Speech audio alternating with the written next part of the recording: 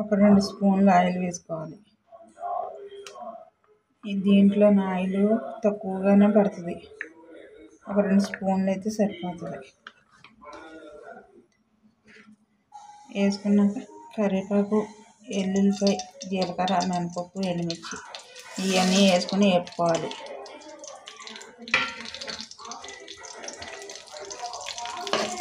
ఇవన్నీ కొద్దిగా దోరగా వేగనివ్వాలి.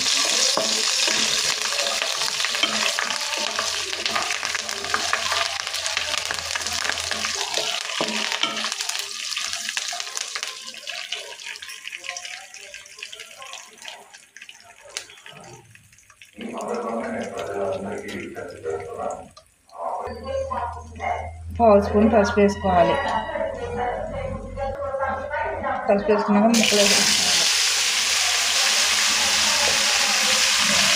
ఇవన్నీ మొత్తం బాగా కలిసేలాగా కలుపుకోవాలి.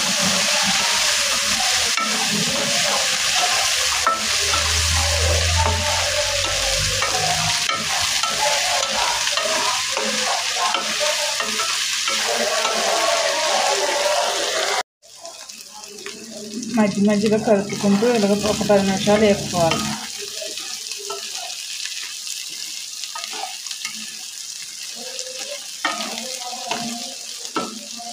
ఒక 10 నిమిషాలు మగ్గిన తర్వాత స్టవ్ బంద్ చేసేసుకొని దింపేసుకుంటాం. గోరుచిక్కుడు బంగాళదుంప ఫ్రై రెడీ అయిపోయినట్టు. బంగాళదుంప బొబ్బరి చిక్కుల ఫ్రై రెడీ అయిపోయింది.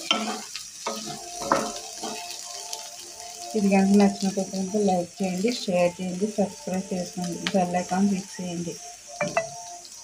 స్టవ్ బంద్ చేసుకుని ఒక బౌల్లో తీసి చేసుకోవాలి. ఈ ఫ్రై రైస్లోకి కానీ, సైడ్ డిష్లో కానీ, టిఫిన్ చపాతీలోకి కానీ ఇది చాలా బాగుంటుంది టేస్ట్. ఒకసారి ట్రై చేసి చూడండి. ఇది ఎలాగుందో అనేది కామెంట్లో పెట్టండి. ఇది అయితే కనుక ఈజీగా ఒక 10 నిమిషాల్లో రెడీ అయిపోతుంది.